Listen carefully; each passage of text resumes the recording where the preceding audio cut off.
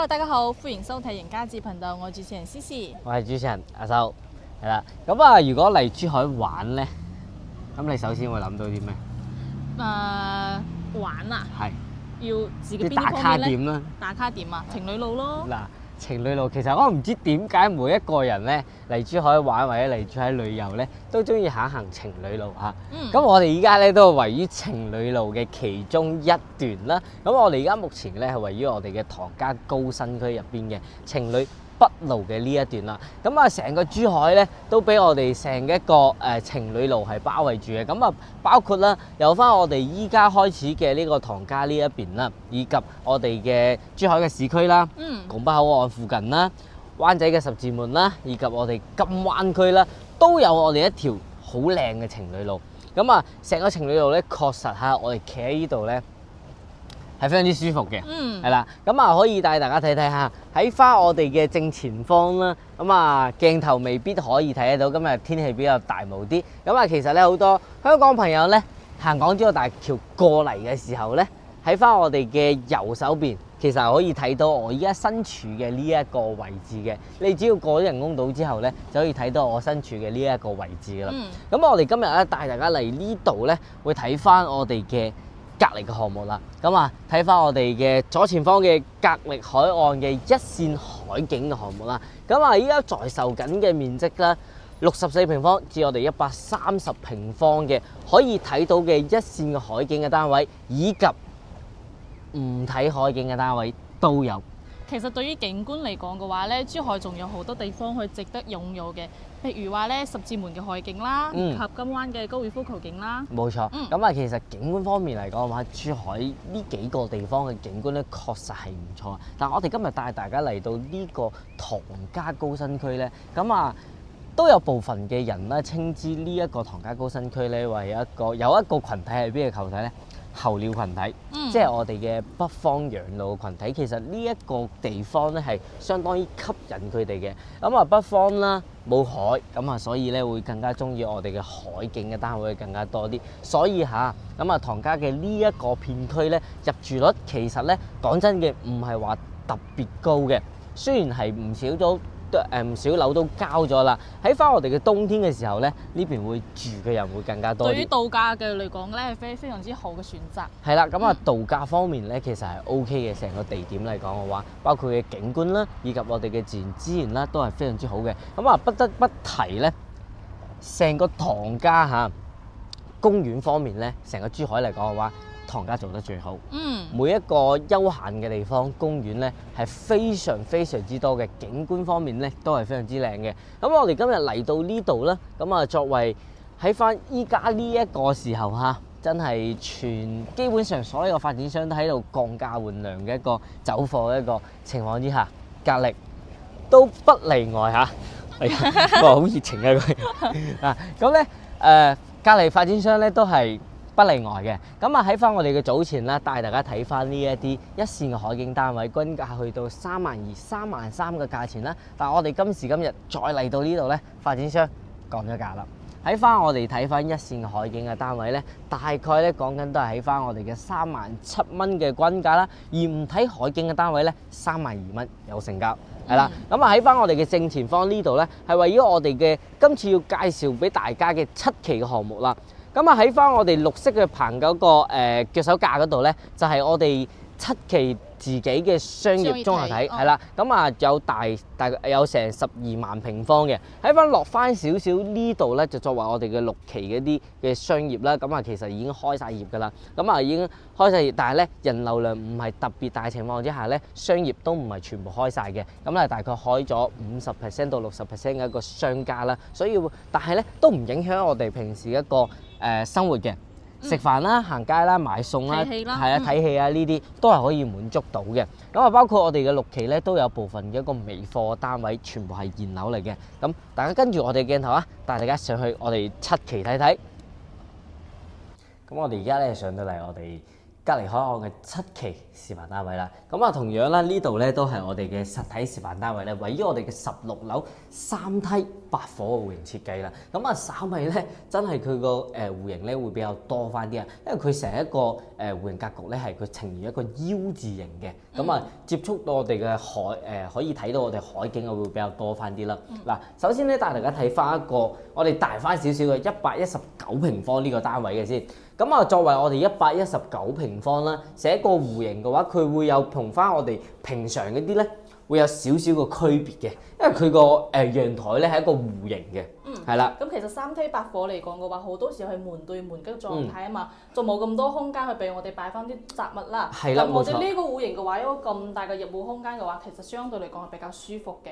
咁呢度咧就可以做一排嘅一 set 到定嗰個鞋櫃啦，同埋我哋嘅儲物櫃啦。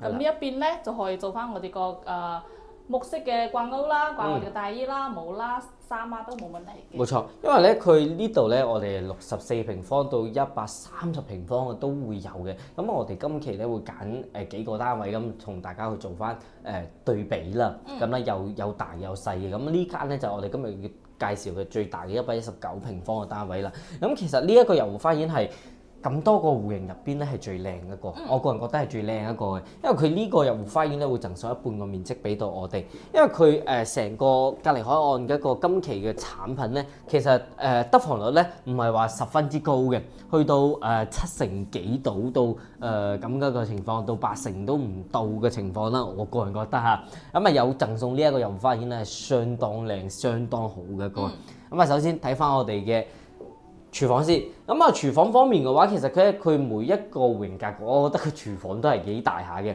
咁啊作為呢一個 U 型嘅廚房，俾到我哋咧119平方，非常之好用。咁啊我哋嘅熱水器咧就擺翻喺我哋啱先嘅鞋櫃隔離嘅啫，咁啊會相對會比較好翻啲啦。雙門冰箱櫃位係完全滿足到嘅。呢一個廚房咧覺得係 OK 嘅。咁延伸翻出嚟咧，就係我哋餐台嘅部分啦。同時容納4到6個人都係完全冇問題嘅，而且咧佢嘅空間夠晒闊，將個餐台移出少少咧，呢度就可以做一個餐邊櫃啦。係啊，餐邊櫃咧係做喺呢度咧係完全係可以 OK 嘅，咁啊唔會影響到我哋一個感官上面嘅感覺嘅。咁啊入翻嚟就係我哋嘅客廳啦，客廳因為佢呢一個戶型格局咧，佢有少少唔同，佢類似一個飛機戶型嘅，將我哋嘅房啦分佈喺兩邊嘅，係啦，咁啊。出到嚟呢一個咧，就係相信大家會中意嘅呢一個啦。一個半弧形嘅一個造型啦。係啦，咁啊個人覺得咧，佢就係佢要照顧翻大家嚇，咁啊所以咧佢一個外立面嗰個設計咧就會稍微會比較唔一樣啲，因為我哋包括我哋之前嘅6期啦，咁啊其實都係正常嘅啲露台嚟嘅，但係呢一個7期咧佢做咗唔同嘅造型啦，係啦。望翻出我哋嘅海景咧，係一覽無遺嘅一個狀態嘅。咁其實落邊咧呢個我哋商業體咧，我哋後期可以揀翻啲高少少嘅樓層啦，就望唔到呢個商業噶啦。冇錯。咁啊正前方咧就係我哋嘅情侶路啦、海景啦，以及我哋嘅港珠澳大橋啦。霧大咧可能唔一定睇得清晰，但係咧天氣好嘅時咧冇咁大霧嘅時咧就可以睇得非常之清晰。港珠澳大橋一路延伸過去香港嗰邊嘅，非常之清晰嘅。咁啊樓下呢一個12萬平方嘅商業綜合體咧，咁啊大家咧保守翻少少啦，就算係到時開業嘅話，都你預佢50到60% 嘅一個商家入住啦，因為始終咧唐家呢一個高新區嚟講嘅話，上班同埋我哋嘅高科技產業咧，包括我哋啲半導體啊、機械人啊呢啲產業，全部喺晒成個唐家呢度。但係咧講真嘅，住宅方面嚟講嘅話，入住率並唔係特別高嘅狀態之下，所以我哋嘅商業咧都一定唔會話去做到100% 全部開晒嘅，係啦。咁啊入翻嚟嘅話就帶大家去睇下我哋嘅一個休息區先，係啦。咁啊睇翻我哋呢邊嘅2間休息區啊。呢一間房咧係最細嘅一間客房嚟嘅，咁可以作為兒童房去使用啦，都係完全冇問題嘅，或者係作為大家根據自己嘅需求啦，做自己衣帽間啊，或者書房啊，都係完全冇問題嘅。而且咧呢一邊咧仲可以望到部分少少嘅景觀啦，都係非常之舒服嘅。係啦，咁啊作為119平方咧，淨係做到我哋3房嘅單位嘅啫，係啦。咁啊入翻嚟呢一間咧，咁啊相當於可以講係我哋嘅住房嚟嘅，係啦，套間嚟嘅。咁啊入到嚟嘅話，戶型嘅一個淋浴間，相對真係窄身咗少少啦，係啦。咁咧喺翻呢度咧都可以望到我哋嘅部分嘅海景嘅，以及我哋樓下綠期嗰啲綠化咧，其實係做得非常之好嘅。咁啊入到嚟咧，其實可以望到咧呢一個咧擺咗一張5尺床喺呢度。咁啊其實擺咗6尺床都係完全冇問題嘅，因為個空間係夠晒大嘅，3櫃咧全部做好俾大家嘅。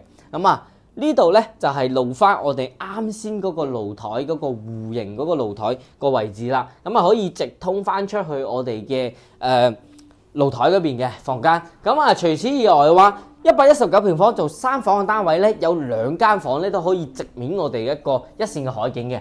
咁呢度咧就係我哋一個客圍，係啦，客圍俾到我哋嘅一個展示面。都係做咗一個乾濕分離嘅區域啦，同埋都有大一扇明窗俾到大家嘅空間嚟講嘅話，都相對 OK 啦。睇翻第3間客房。係啦，咁啊，我啱先我點解咧講到我哋嗰間咧都算係間主人房咧？因為呢一間房啦，面積係一樣嘅。面積係一樣嘅，只不過咧，佢呢度唔係套間啫，但係個衞生間都喺隔離呢個位置嘅，係啦。咁啊，成個面積嘅話都係夠晒闊啦。你無論你擺6尺、7尺床都 OK 嘅。三邊落床嘅空間都係相對 OK。都係非常之闊落嘅。而且連通埋我哋嘅露台啦。冇錯。咁呢一個咧就係我哋119平方單位。咁啊，始終個人覺得咧呢一個單位雖然直面翻我哋嘅一線嘅海景咧，佢會比較靚仔啲咯，係啦。個景觀方面係相當靚嘅呢一個。咁啊，價錢嘅話望翻我哋嘅海景嘅單位咧，大概均價依家大概喺37000到38000蚊啦。相對會價錢咧會高翻啲。如果唔望海景嘅咧，咁啊平翻幾十萬。我哋係大積單位。係啦，呢個係大積嘅單位嘅，只不過我哋個得房率真係會相對會差翻少少嚇。咁啊，睇完119平方大嘅單位之後咧，我哋帶大家去睇下我哋細啲嘅單位啦。咁咧側望咧都係可以睇翻我哋嘅海景嘅。咁啊就係我哋嘅身後嘅呢一間94平方嘅單位啦。嗱，94平方嘅單位咧可以望到呢一間咧會相對會戶型格局咧係我揀翻落嚟咧會比較好啲嘅。咁啊，首先咧入到門口啦，呢啲咧就係我哋一個唔會話直望到我哋嘅廳位，有個入戶玄關啦擋住嘅。玄關位喺呢個位置嘅，但係咧就可以睇到啦，我哋因為呢度咧係冇擺我哋嘅鞋櫃位嘅，咁啊後期咧其實呢度咧可以做翻啲矮身嘅鞋櫃係 OK 嘅，因為只可以呢個06戶型嚇，單邊呢一邊你先可以做，或者咧你喺翻呢一個方向。做翻個到頂嘅鞋櫃，係啦，咁啊入翻嚟就係我哋嘅一個廚廳嘅單位嚟嘅呢一個。呢個餐台咧容納4到6個人都完全冇問題嘅，同樣啦都係做咗一個餐邊櫃俾到大家嘅。係啦，佢做呢個餐邊櫃嘅展示面咧，我覺得係非常之好嘅。喺翻我哋嘅一個飯廳嘅隔離位呢度咧，做翻呢個展示面啦。咁啊包括因為我哋成個飯廳咧同埋客廳咧面積同等嘅，所以咧我哋嘅呢邊咧無論你擺圓台好、長台好，都可以滿足到。跟住睇翻廚房。咁廚房部分咧係做咗一個 L 字形嘅，呢一邊咧都可以擺翻個大大嘅雙開門冰箱啦，同樣都係帶有一扇明窗設計嘅。咁睇翻，你有冇發覺佢廚房全部都好大嘅，相對係比較大翻啲嘅，係啦。咁啊客廳嘅空間都相當舒服啦，喺呢度坐住嗱。但係咧呢個94平方咧喺梳化呢個位坐住咧睇唔到海景嘅嚇，要出翻嚟。要出翻嚟，鋪翻少少，係啦，要出翻嚟，我哋喺呢邊斜望先可以望到我哋嘅海景嘅，係啦。咁啊，其實展示面咧就都 OK 㗎，都 OK 嘅展示面。只不過光線冇咁係啦，會冇啱先我哋119嗰個咁直面個景觀咯。咁咧其實你睇翻咧隔離座咧，嗱你可以睇翻隔離座咧就可以睇到我哋成棟樓嘅一個外立面啦。佢係採用一個戶型嘅。其實佢係非常之好嘅，佢呢一個咧點解咧？因為咧其實會有唔少嘅朋友咧會介意我哋對面嘅棟數嚇，會有翻個直角咁對住我哋，所以發展商咧設計咗呢一種戶型嘅咧，其實佢就唔存在啲尖角咧去對住，因為有風水上面話咧就話呢啲對住唔係咁好嘛。包括啦佢成個外立面用咗呢一種新嘅材料去整啦，會靚仔好多。咁啊，露台方面嘅話，其實係非常之舒服嘅，夠長。咁嗱，包括好似佢咁啦，做張台喺呢度飲下下午茶咧，望下個海景，望下個海景係真係好舒服嗰個感受嚟嘅，係啦。咁啊，入嚟休息區94個平方，同樣係做到3房啦。咁啊，其中咧有2間房相對會細翻啲嘅。好似呢一間咯，呢一間作為工作室去使用咯，或者係茶室啦。真係工作室，係啦，真係工作室只可以做工作室啫。大概有4個平方度咧，呢間房嘅話，你如果係你做間客房咧，臨時嘅客房 OK， 但係咧會相對會逼翻少少，係啦。咁啊建議做翻個工作室。茶室咁啊，攰嗰時咧，做嘢攰嗰時咧，出翻去睇下個海景都係 O K 嘅。跟住呢間咧就係我哋嘅小朋友嘅兒童房。咁啊，兒童房咧會比啱先嗰間會大翻啲啦。咁啊，大概有5到6個房啦，佈翻榻榻米嘅設計，揾埋3個嚟做就喺上面，令到我哋成間房咧會仲有一啲活動嘅空間喺呢度嘅。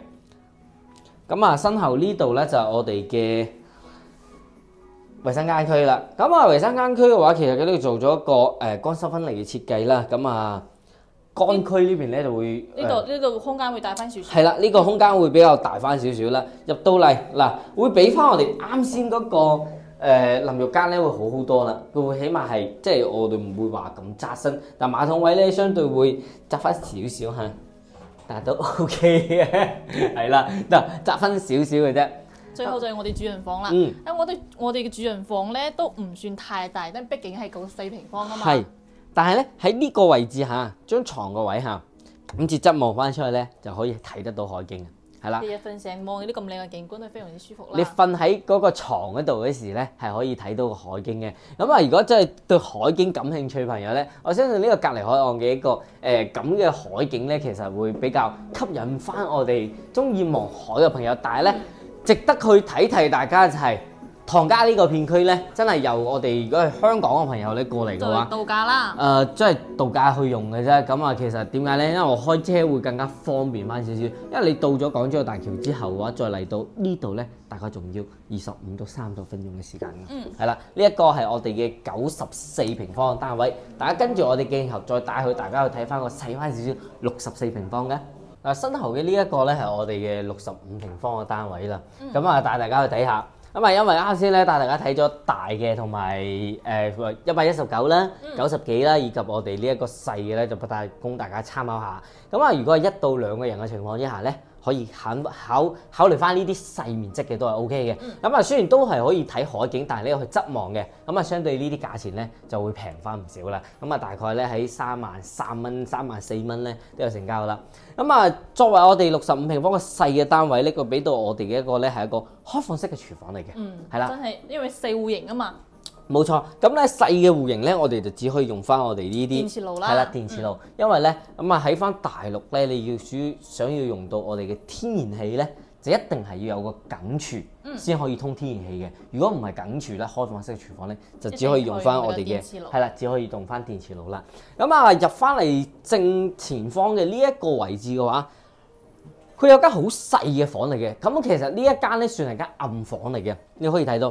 咁啊喺翻我哋嘅床呢一邊咧會有個窗，但係呢個窗咧佢係一個轉角位嘅窗嚟嘅，轉角位嘅窗嚟講啊，嚴格意義上嚟講，呢一間咧算係間暗房嚟嘅，係啦。咁啊，就算日頭嚟講嘅話，其實都冇乜好多陽光嘅。咁延伸翻出嚟咧，就係我哋嘅餐廳部分啦。咁其實餐廳部分係做咗個好標準嘅4人嘅長餐台啦，或者係我哋可以做一個圓餐台都冇問題嘅。冇錯，細地嘅圓餐台係 O K 嘅，因為佢唔係梗廚咧，佢就令到我哋嘅飯廳嘅空間咧會更加大咗。3.3米嘅開間俾到我哋65個平方 O K 係啦。咁啊出翻嚟咧，俾大家感受一下，哇，舒服晒！嗱，佢發展商好識去做設計嚇，咁啊真係擺呢張凳喺呢度咧。